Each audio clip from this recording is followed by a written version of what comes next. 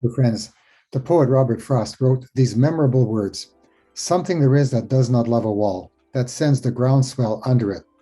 There is something in human nature that does not love goodness, that resists it and seeks to hurt and harm the other instead." Today's readings for March 18th invite us to repent, to change, to let go of that innate resistance and experience the good news. We see that innate evil in the brothers of Joseph, their jealousy and resentment of him to the degree that they want to kill him, then settle for selling him into slavery.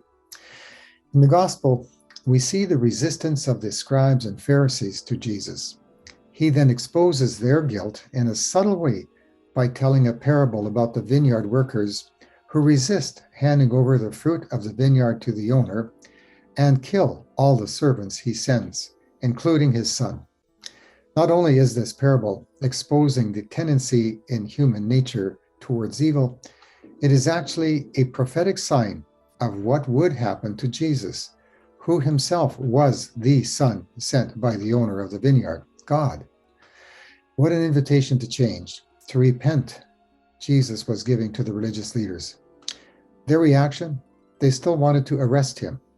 How different it was with King David, which is almost an identical incident to this run-in Jesus had with the Pharisees.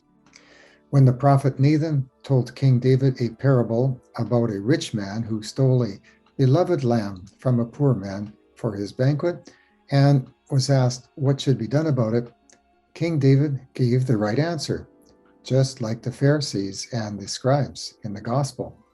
However, unlike them, when Nathan proclaims, "You are the man," and exposes David's sin, David is struck to the heart, admits his sin, and repents sincerely. That experience of God's unconditional love transforms him into the only true king that Israel ever had.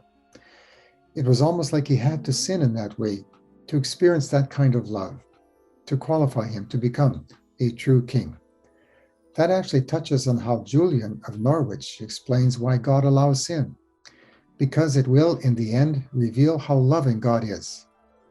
It was similar for St. Peter, whose experience of forgiveness by Jesus for denying and abandoning him qualified him to become the first pope. As Richard Rohr likes to put it, we get it right by doing it wrong. Rather than think smugly how we would be different from the scribes and Pharisees, we could take a line from Pope Francis: "Who am I to judge?" Who knows how we would have reacted given the same circumstances? Our best stance during this Lenten season is to take a good, hard look at our own behavior, our painful emotions, and our negative attitudes. Be honest, admit them, and come to the Lord both for forgiveness and healing.